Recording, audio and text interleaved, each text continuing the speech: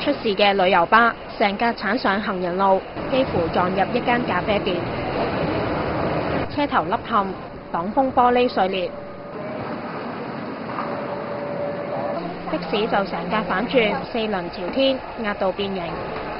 係啦，就係有架的士咁撞咗埋我哋牆，有架旅遊巴喺上邊咯。咁我見到嘅情況就係咁樣咯，因為當時我唔係第一眼見到，係啦，就係。咁當時有幾多人？3至4個咯，係啦。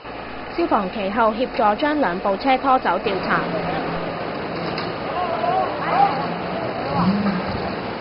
意外之中，的士司機同一個外籍女乘客受傷，旅遊巴司機冇受傷，喺警車上邊協助調查。警方表示會調查係咪有人衝燈。未有確實嘅證據可以證明到邊一個司機係有違反呢個交通燈號嘅。車速應該就唔高嘅，但係我哋事發個經過咧，我哋仲調查緊，暫時未知。調查方向會喺邊度啊？衝燈啊？除咗附近嘅酒店啊、大廈嗰啲嘅 CCTV 咧，我哋亦都有啲途人咧就見到個事發經過嘅。咁我哋而家都暫時都仲係調查緊。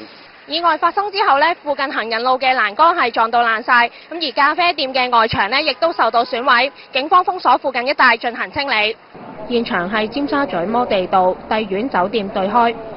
警方表示，事發嘅時候，一架報稱冇載住乘客嘅旅遊巴駛經到帝國中心對開嘅時候轉右，同一架對面線轉緊彎嘅的士相撞。香港寬頻電視記者彭樂怡報道。